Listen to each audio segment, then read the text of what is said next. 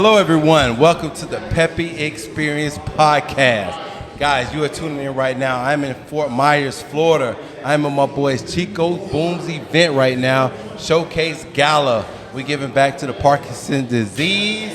We'll talk about that later. We have the ultimate guy, Jevon Kearse right here, NFL veteran, bro. You know, tell us, man, I appreciate you coming in. Thank you, bro. First off and foremost, I want to thank God for making this day possible. Waking me up this morning and getting me out of my own 2 feet. First of all. Second of all, it's a great event we have in here. Chico Boom does his thing. He does his thing. He's a people person. He comes out. He blesses the city. On top of blessing everyone with that fresh cut.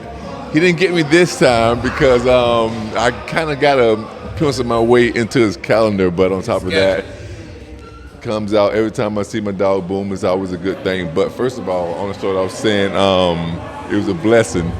You put on the show earlier. You put on the show earlier at the auction. Right, this piece behind me. My guy here, he wasn't gonna let it get by. He wasn't gonna let it slip through his fingers. It wasn't happening today, man. So, what you did today was very honorable, and it's one of those things that we look up to. So appreciate what you did today. I appreciate that, man. I really do. That really means a lot to me. Like, you know, like I say, I have a previous past of my mother has a different disease, you know, Alzheimer's, dementia.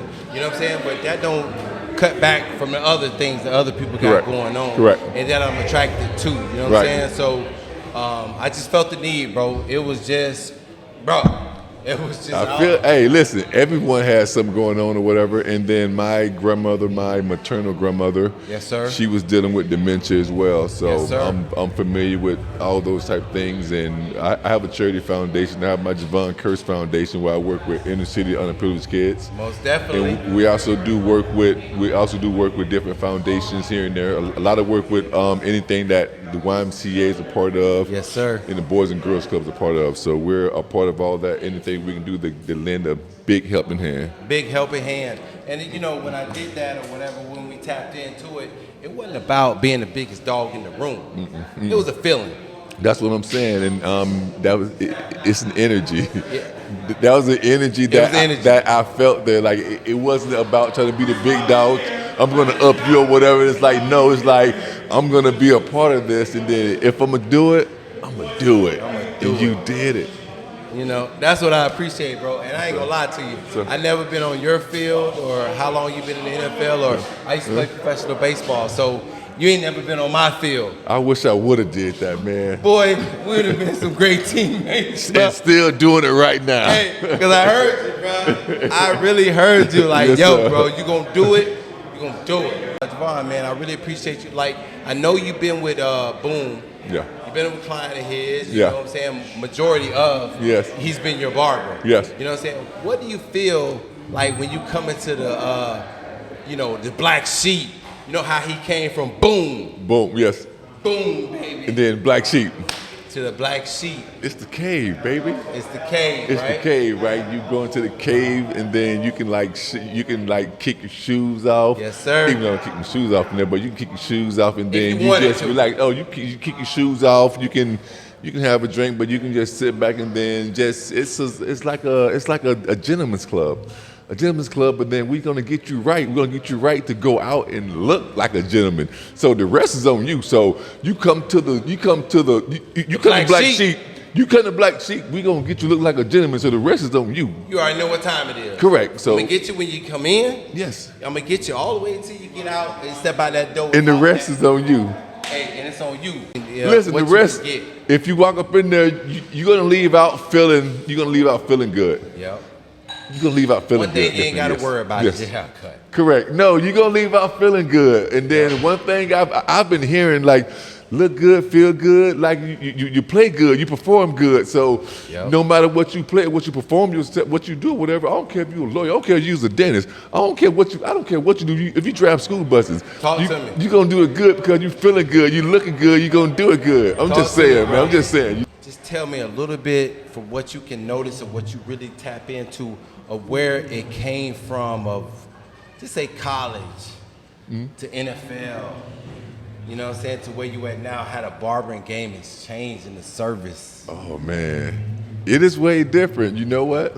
This is actually a conversation I had recently with a close friend of mine, my close friend Cisco, who's also a client of Booms as well. We had a conversation about you deal with people. Some people are barbers. Yes, sir. If you're a barber by trade, that's your thing or whatever. But then you have artistes. From day one when I went to Boom, guess what he said? Yeah. He was like, do you want the same thing that you have now, or you want me to do my thing? That's what I'm saying, bro. That's that. I don't even got to tell you what choice I chose.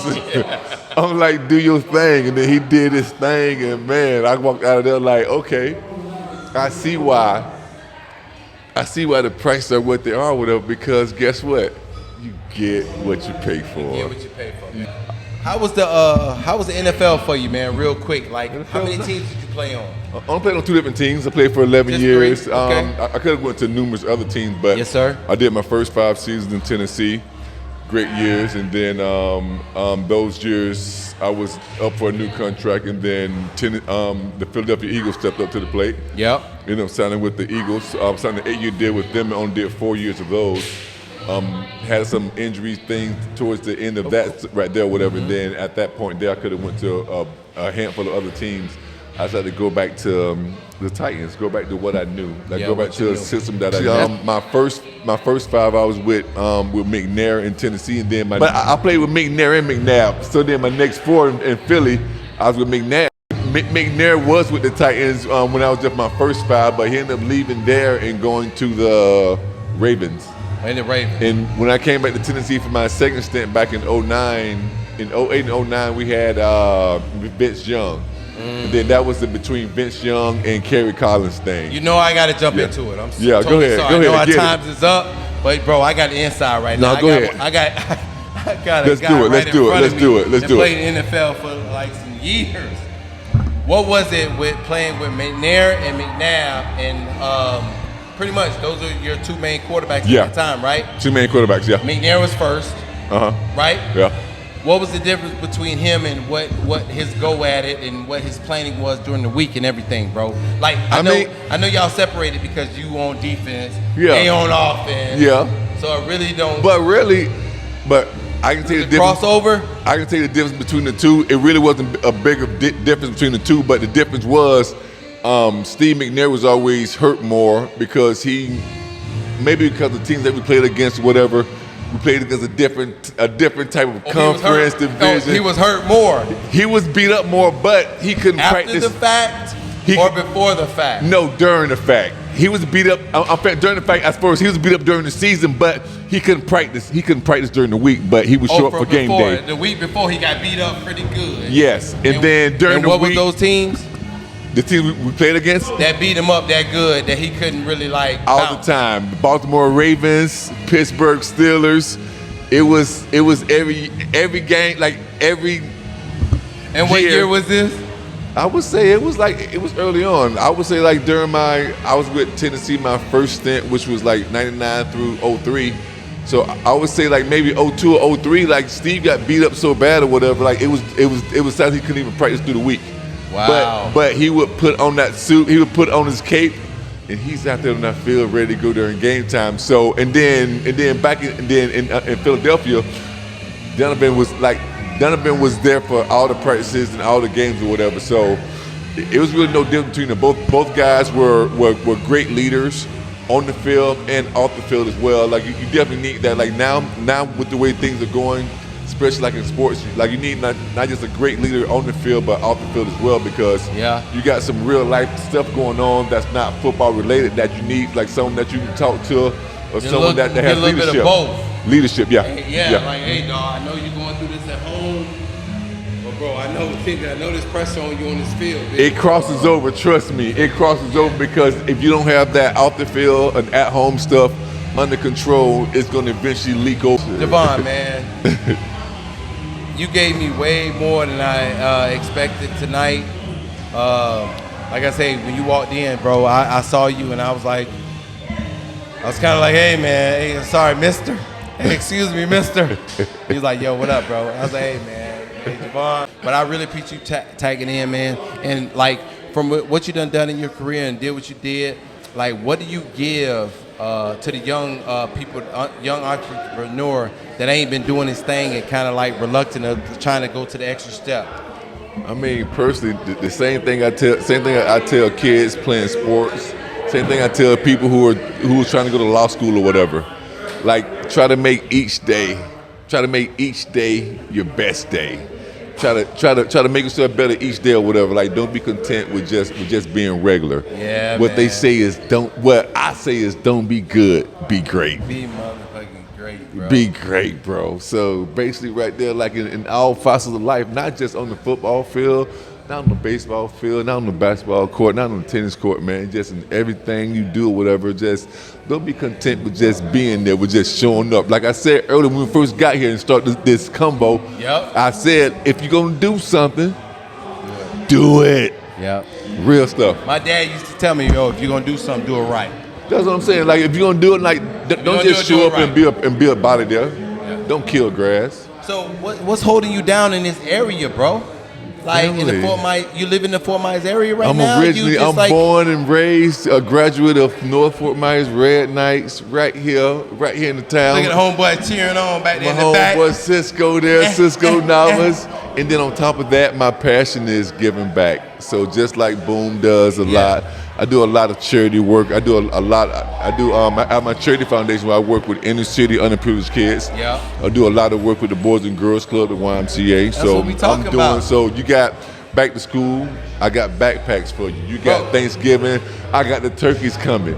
We got Christmas time, I got the toy drive. We got all that stuff. Listen, I'm doing my part. I'm just trying to do my part to give back, especially to not just the city, the community, but just like to the world, period, that is given to me. I know, like you say, you Fort Myers, born and raised. Yes. Hey, we 239. Hey, we Tampa, Florida, 813. 813. Hey, I got fam up there, baby. Fishbowl. My family in the Fishbowl. Come on, man. Lucio protected me as a young athlete. Yeah. It was a post up on Instagram saying, hey, Prime put it up. Yeah. I'm saying, you know, like, hey, back in the day, you know, the youngins, the old OGs look out for you. Listen.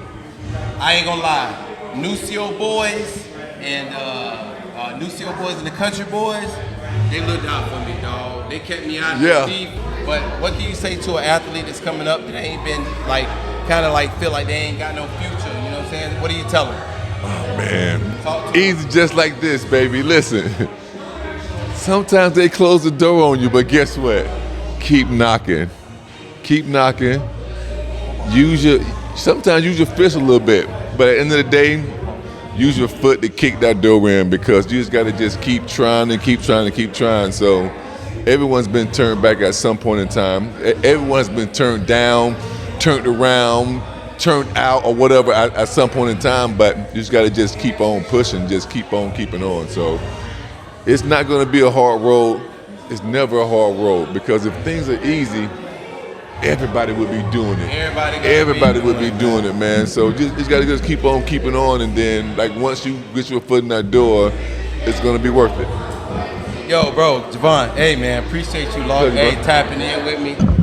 You know, hey, whatever I can do for you, what you're trying to do with the city, we can bring that down to the 813 or whatever we got. You know what I'm saying? Florida, baby.